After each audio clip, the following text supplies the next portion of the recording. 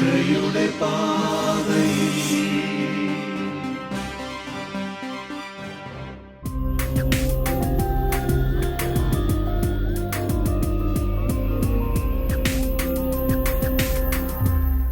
ഈശോ മിശിഹായ്ക്ക് സ്തുതിയായിരിക്കട്ടെ.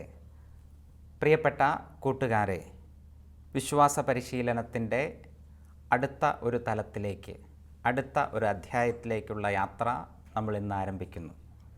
തൊട്ട് മുൻപത്തെ അധ്യായം, 10-ാമത്തെ അധ്യായത്തിൽ ബഹുമാനപ്പെട്ട മാനുവൽ സാർ മാധ്യമങ്ങളെ എങ്ങനെ വിവേകത്തോടെ ഉപയോഗിക്കണമെന്ന് വളരെ നന്നായി നിങ്ങളെ പഠിപ്പിച്ചു.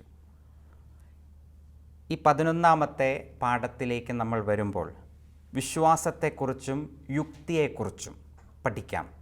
വിശ്വാസവും യുക്തിയും പരസ്പര പൂരകമാണ്. എങ്ങനെയാണ് ഇത് രണ്ടും ഒന്നിച്ചു പോകുന്നത്? ഒരു യഥാർത്ഥ വിശ്വാസി എങ്ങനെ മുന്നോട്ട് പോകണം? വിശ്വാസവും യുക്തിയും ഈ രണ്ട് ഘടകങ്ങളെയും എങ്ങനെ ഒന്നിപ്പിച്ച് കൊണ്ടുപോകണം എന്നൊക്കെയാണ് ഈ പാഠം നമ്മളെ പഠിപ്പിക്കുന്നത്. ഒരു മിനിറ്റ് സമയം നമുക്കൊന്ന് പ്രാർത്ഥിച്ച് ഈ പാഠത്തിലേക്ക് വരാം. ഈശോയെ, അങ്ങയെക്കുറിച്ച് പഠിക്കാനുള്ള വലിയ ശ്രമത്തിലാണ് ഞങ്ങൾ. കർത്താവേ, ഇന്ന് വിശ്വാസത്തെക്കുറിച്ചും യുക്തിയെക്കുറിച്ചും ഞങ്ങൾ പഠിക്കാൻ ശ്രമിക്കുന്നു. ഞങ്ങളെ ബുദ്ധിയെ പ്രകാശിപ്പിക്കണമേ. ആത്മാവിനെ അയച്ച് ഞങ്ങളെ ശക്തിപ്പെടുത്തണമേ.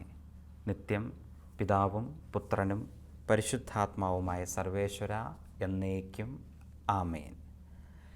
2009 ജനുവരി 16 ന്യൂയോർക്കിലെ ലഗാഡിയ എയർപോർട്ടിൽ നിന്നും നോർത്ത് കരോളിനയിലേക്കുള്ള അമേരിക്കൻ എയർവൈസിൻ്റെ A320 എയർബസ് ടേക്ക് ഓഫ് ചെയ്തു. പൈലറ്റ് ചേൽസി യുലൻബർഗർ എക്സ്പീരിയൻസ്ഡ് ആണ്. 40 വർഷത്തെ സർവീസുണ്ട്. 3200 അടി മുകളിൽ വിമാനം എത്തിക്കഴിഞ്ഞപ്പോൾ അദ്ദേഹത്തിന് മനസ്സിലായി കൂട്ടം തെറ്റിപ്പറക്കുന്ന പക്ഷികൾ. അദ്ദേഹം അല്പം ഒന്ന് ആശങ്കയോടെ ഒന്ന് നോക്കി. വീണ്ടും അദ്ദേഹം ശ്രദ്ധിച്ചു, കൺട്രോൾ റൂമിൽ നിന്നുള്ള നിർദ്ദേശങ്ങളൊന്നും ലഭിക്കാതായി. ഈ പക്ഷികൾ വന്നിടിച്ച് 2 എൻജിനുകൾ തകരാറിലുമായി. ഇനി എന്താണ് ചെയ്യേണ്ടത് എന്നൊന്നും മനസ്സിലാവുന്നില്ല. സയൻസ് ഒക്കെ ഇദ്ദേഹത്തെ കൈവിട്ടു.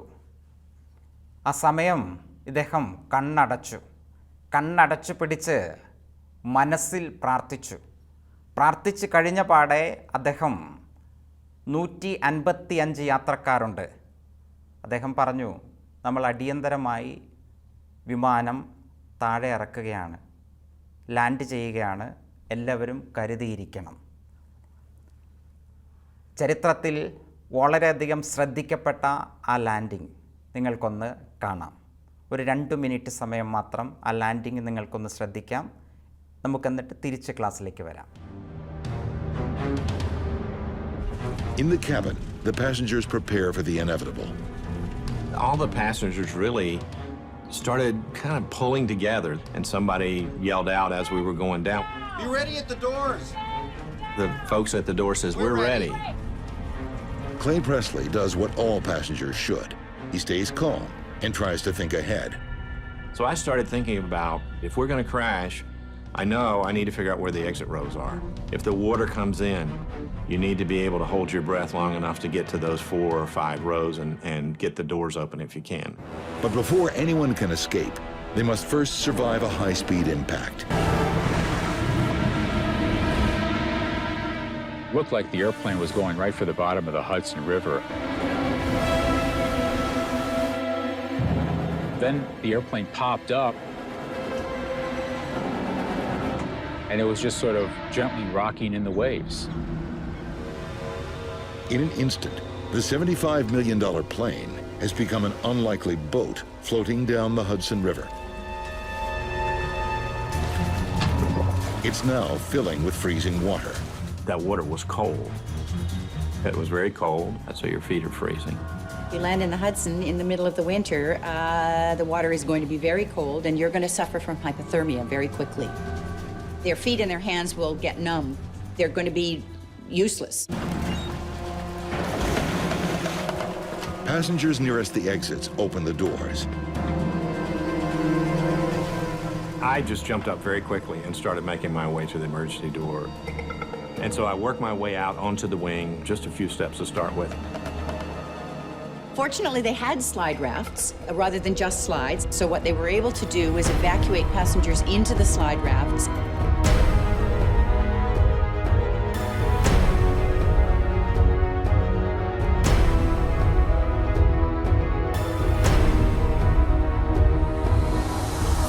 കണ്ടു കഴിഞ്ഞു. ഹഡ്സൺ നദിയിലേക്ക് ഇറങ്ങി. പൈലറ്റ് നോക്കുമ്പം കണ്ടത് വലിയ ഫ്ലാറ്റുകളും ജനസമുദ്രങ്ങളെയൊക്കെയാണ്. പക്ഷേ ഹഡ്സൺ നദിയിലേക്ക് എത്തി. എന്നിട്ട് ലാൻഡിങ് കഴിഞ്ഞ സമയത്ത് ഒരു സ്ഫോടനം നടന്നില്ല.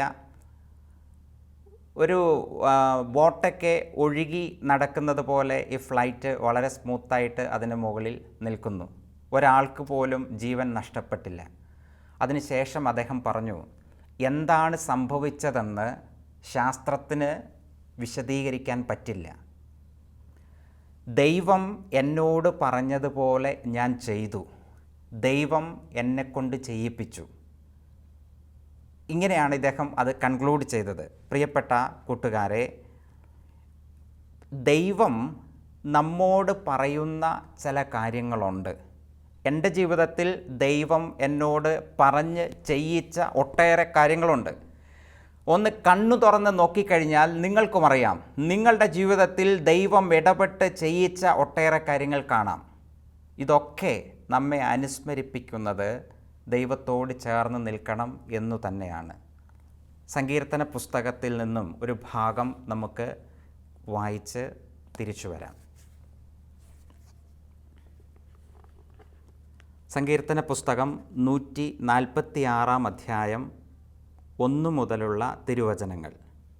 കർത്താവ് മാത്രമാണ് രക്ഷകൻ.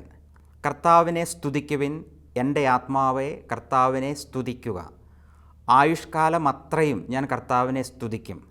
ജീവിതകാലം മുഴുവൻ ഞാൻ എൻ്റെ ദൈവത്തിന് കീർത്തനം പാടും. രാജാക്കന്മാരിൽ സഹായിക്കാൻ കഴിവില്ലാത്ത മനുഷ്യപുത്രനിൽ ആശ്രയം വയ്ക്കരുത്. അവൻ മണ്ണിലേക്ക് മടങ്ങുന്നു. അന്ന് അവൻ്റെ പദ്ധതികൾ മണ്ണടിയുന്നു. യാക്കോബിൻ്റെ ദൈവം തുണയായിട്ടുള്ളവൻ, തൻ്റെ ദൈവമായ കർത്താവിൽ പ്രത്യാശ വയ്ക്കുന്നവൻ ഭാഗ്യവാൻ. ദൈവമായ കർത്താവിന് സ്തുതി.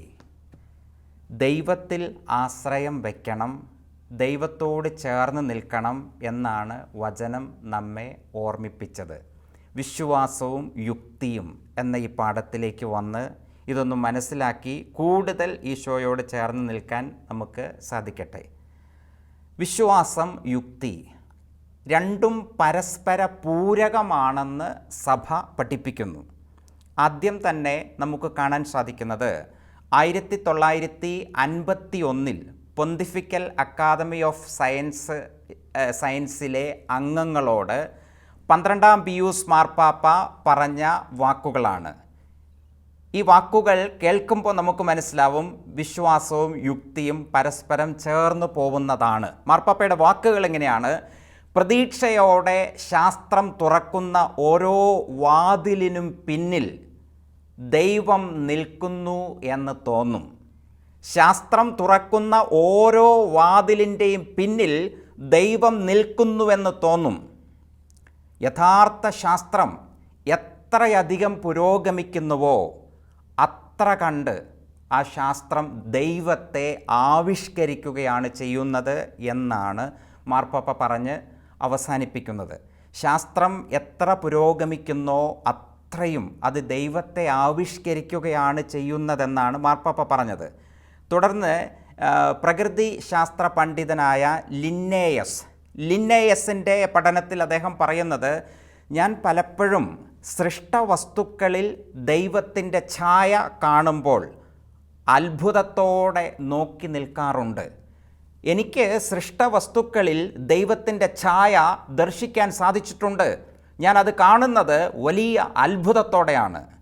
ഫ്രാൻസിസ് ബേക്കണിൻ്റെ അഭിപ്രായത്തിൽ അല്പം ശാസ്ത്രം ദൈവത്തിൽ നിന്നും മനുഷ്യനെ അകറ്റുമ്പോൾ ബഹുലമായ ശാസ്ത്രം അത് മനുഷ്യനെ ദൈവത്തിങ്കിലേക്ക് അടുപ്പിക്കുകയാണ് ചെയ്യുന്നത്. ആൽബർട്ട് ഐൻസ്റ്റീൻ്റെ ഒരു കോട്സും കൂടി കണ്ട് നമുക്ക് അടുത്തൊരു ഏരിയയിലേക്ക് പോവാം. അഗാധമായ വിശ്വാസമില്ലാത്ത ഒരു യഥാർത്ഥ ശാസ്ത്രജ്ഞനെ സങ്കല്പിക്കാൻ എനിക്ക് സാധ്യമല്ല. മതം കൂടാതെയുള്ള ശാസ്ത്രം വികലമാണ്, ശാസ്ത്രമില്ലാത്ത മതം അന്ധവുമാണ് എന്നാണ് ആൽബർട്ട് ഐൻസ്റ്റീൻ പറഞ്ഞു വച്ചിരിക്കുന്നത്. സ്വന്തം ജീവിതത്തിലൂടെ ദൈവത്തെ വാഴ്ത്തിപ്പാടിയ ശാസ്ത്രജ്ഞരുടെ വലിയ ഒരു നിര നമുക്ക് കാണാൻ സാധിക്കും. പുസ്തകത്തിൽ കാണാം Galileo, Kepler, Isaac Newton, Gregor Mendel, Louis Pasteur, Albert Einstein, തയാദ് ഷോദാൻ. ഇവരൊക്കെ പ്രാർത്ഥനയിൽ അഭയം പ്രാപിച്ചവരും പ്രാർത്ഥനയോടെ അവരുടെ ഡ്യൂട്ടികൾ ഏറ്റെടുത്ത് വിജയകരമായി പൂർത്തിയാക്കിയവരുമാണെന്ന് ചരിത്രം തന്നെ സാക്ഷിക്കുന്നതാണ്. ഇനി നമ്മൾ രണ്ടാമത്തെ പാഠത്തിൽ നിങ്ങൾ വിശ്വാസവിരുദ്ധ സിദ്ധാന്തങ്ങൾ പഠിച്ചപ്പോൾ യുക്തിവാദികളെക്കുറിച്ചും യുക്തിവാദികളുടെ സിദ്ധാന്തങ്ങളെക്കുറിച്ചും അവരുടെ പ്രത്യേകതകളെക്കുറിച്ചും അവിടെ വിശദമായി പഠിച്ചതാണ്. ഇവിടെ ഒരു സൂചന ഇതാണ്: യുക്തിവാദികളുടെ 2 അബദ്ധ ചിന്തകളാണ് ഇവിടെ അവതരിപ്പിക്കുന്നത്. യുക്തിവാദികൾ അവതരിപ്പിക്കുന്ന 2 അബദ്ധ ചിന്തകൾ. ഒന്ന്, ഈ പ്രപഞ്ചം മാത്രമേ ഉള്ളൂ, ഈ പ്രപഞ്ചത്തിനപ്പുറത്ത് അല്ലെങ്കിൽ ഭൗതിക അതീതമായതൊന്നുമില്ലെന്ന് യുക്തിവാദികൾ വിശ്വസിക്കുന്നു, അവർ വാദിക്കുന്നു. രണ്ടാമത്തത്, ഇനി വിശ്വാസമെന്ന് പറഞ്ഞാൽ സ്വകാര്യമായ അല്ലെങ്കിൽ വൈയക്തികമായ അല്ലെങ്കിൽ വ്യക്തിപരമായ ചില തോന്നലുകളും അനുഭവങ്ങളും മാത്രമാണ്. അവിടെ യുക്തിക്ക് സ്ഥാനമില്ലെന്ന് യുക്തിവാദികൾ വാദിക്കുന്നു. പക്ഷേ നമ്മൾ വീണ്ടും ഇതിലേക്ക് വരുമ്പോൾ ഫെയ്ത്ത് ആൻഡ് റീസൺ എന്ന എൻസൈക്ലിക്കൽ ലെറ്ററിൽ ജോൺ പോൾ രണ്ടാമൻ മാർപ്പാപ്പ പറഞ്ഞു വയ്ക്കുന്നത്, സത്യത്തെക്കുറിച്ചുള്ള ധ്യാനത്തിലേക്ക് മനുഷ്യ മനസ്സിന് പറന്നുയരാനുള്ള 2 ചിറകുകളാണ് വിശ്വാസവും യുക്തിയും. സത്യത്തെക്കുറിച്ചുള്ള ധ്യാനത്തിലേക്ക് മനുഷ്യ മനസ്സിന് പറന്നുയരാനുള്ള 2 ചിറകുകളാണ് വിശ്വാസവും യുക്തിയും. ഫ്രാൻസിസ് മാർപ്പാപ്പയും ഇതിന് സമാനമായ പഠനങ്ങൾ അവതരിപ്പിച്ചത് നിങ്ങൾ ഈ കാലങ്ങളിൽ വായിച്ചിട്ടുണ്ടാവും. 2 ചിറകുകൾ, വിശ്വാസവും യുക്തിയും. അതുകൊണ്ട് ഇത് രണ്ടും പരസ്പര പൂരകമാണ്, ഒന്നിച്ചു പോകുന്നതാണ്, ചേർന്ന് പോകുന്നതാണ് എന്ന് പഠിപ്പിക്കുന്നു. ഇതിൻ്റെ അവസാന ഭാഗത്തേക്ക് നമ്മൾ വരുമ്പോൾ, ലോകത്ത് എവിടെയുള്ള ജനങ്ങളാണെങ്കിലും സത്യത്തെ അറിയാൻ ശ്രമിക്കുമ്പോൾ എന്താണ് സത്യം? ഒരു വിശ്വാസി എന്ന നിലയിൽ ഞാൻ മനസ്സിലാക്കും, സത്യം വഴിയും സത്യവും ജീവനുമായ യേശു ക്രിസ്തു തന്നെയാണ്. സത്യത്തെ അറിയാൻ ശ്രമിക്കുമ്പോൾ ആ വ്യക്തിയുടെ മനസ്സിൽ ഒരു 5 ചോദ്യങ്ങൾ ഉയർന്നു വരും എന്ന് പുസ്തകം പഠിപ്പിക്കുന്നു. 5 ചോദ്യങ്ങൾ. ഈ 5 ചോദ്യങ്ങളിൽ ഒന്ന് ഇതാണ്: ഞാൻ ആരാണ്? അതിനുത്തരം കണ്ടെത്തണം. രണ്ടാമത്തെ ചോദ്യം: ഈ പ്രപഞ്ചത്തിൻ്റെ ആരംഭം എങ്ങനെയായിരുന്നു? ഈ പ്രപഞ്ചത്തിൻ്റെ അവസാനം എങ്ങനെയായിരിക്കും? മൂന്നാമത്തെ ചോദ്യം: പ്രപഞ്ചത്തിൽ തിന്മ കാണുന്നത് എന്തുകൊണ്ടാണ്? ഈ പ്രപഞ്ചത്തിൽ തിന്മ കാണുന്നത് എന്തുകൊണ്ടാണ്? നാലാമത്തെ ചോദ്യം: എൻ്റെ ജീവിതത്തിൻ്റെ അർത്ഥം എന്താണ്? 5, മരണശേഷം സംഭവിക്കുന്നത് എന്താണ്? ഇത് ദാർശനിക ചോദ്യങ്ങളാണ്. ഈ 5 ചോദ്യങ്ങൾക്കും ഉത്തരം കണ്ടെത്തണമെങ്കിൽ യുക്തിയുടെയും വിശ്വാസത്തിൻ്റെയും സംയുക്ത തലം ഇവിടെ ആവശ്യമാണ്. ഇവിടെ യുക്തിയെ മാറ്റി നിർത്തിക്കൊണ്ട് വിശ്വാസത്തിൻ്റെ തലത്തിൽ മാത്രം ഉത്തരം കണ്ടെത്താൻ പറ്റില്ല. അതേപോലെ തന്നെ വിശ്വാസത്തെ മാറ്റി നിർത്തിക്കൊണ്ട് യുക്തിയുടെ തലത്തിൽ മാത്രം ഇവിടെ ഉത്തരം കണ്ടെത്താൻ പറ്റില്ലെന്ന് നമുക്ക് മനസ്സിലാവും. പ്രിയപ്പെട്ട കൂട്ടുകാരെ, മനസ്സിലാക്കുന്നത് ആദ്യം പറഞ്ഞതുപോലെ തന്നെ എൻ്റെ ജീവിതത്തിൽ ഇറങ്ങി വരുന്ന ഒരു ദൈവം, ആ ദൈവത്തോട് ചേർന്ന് നിൽക്കാൻ സാധിക്കട്ടെ. വിശ്വാസവും യുക്തിയും ഒന്നിച്ചു പോകുന്നതാണ്, ചേർന്ന് പോകുന്നതാണ്, രണ്ട് ചിറകുകളാണ് എന്ന് നമുക്ക് മനസ്സിലാക്കാം. ഒന്ന് പ്രാർത്ഥിക്കാം നമുക്ക്. ലോകത്തിൻ്റെ പ്രകാശമായ ഈശോയെ, വിശ്വാസത്തെക്കുറിച്ച്, യുക്തിയെക്കുറിച്ച്, വിശ്വാസവും യുക്തിയും പരസ്പരം യോജിച്ച് ചേർന്ന് പോകുന്നതാണെന്ന് ഞങ്ങൾ മനസ്സിലാക്കി കഴിഞ്ഞു. കർത്താവെ, ഞങ്ങളുടെ ജീവിതത്തിൽ യുക്തിക്ക് അതീതമായി ഞങ്ങൾ അങ്ങയിൽ വിശ്വസിക്കുന്നു. അങ്ങ് ഞങ്ങളുടെ ജീവിതത്തിൽ നിരന്തരം ഇടപെട്ടുകൊണ്ടിരിക്കുന്നത് ഞങ്ങൾ മനസ്സിലാക്കുന്നു. ഞങ്ങൾ അങ്ങയെ ആഴമായി അഗാധതയോടെ സ്നേഹിക്കുന്നു, അങ്ങയോട് ചേർന്ന് നിൽക്കുന്നു. അങ്ങയുടെ ആത്മാവിനെ അയച്ച് ഞങ്ങൾ ഓരോരുത്തരെയും ശക്തിപ്പെടുത്തണമേ. പരിശുദ്ധ അമ്മേ മാതാവേ, ഞങ്ങൾക്കെല്ലാവർക്കും വേണ്ടി അങ്ങേ തിരുക്കുമാരൻ്റെ പക്കൽ മാധ്യസ്ഥം അപേക്ഷിക്കണമേ. നിത്യം പിതാവും പുത്രനും പരിശുദ്ധാത്മാവുമായ സർവേശ്വര എന്നേക്കും ആമേൻ. ഈ ഒരാഴ്ചക്കാലം നമുക്ക് ധ്യാനിക്കാൻ, മനഃപ്പാഠമാക്കാനുള്ള വചനം സങ്കീർത്തന പുസ്തകം 146 അധ്യായം 2 തിരുവചനം. ആയുഷ്കാലം അത്രയും ഞാൻ കർത്താവിനെ സ്തുതിക്കും, ജീവിതകാലം മുഴുവൻ ഞാൻ എൻ്റെ ദൈവത്തിന് കീർത്തനം പാടും.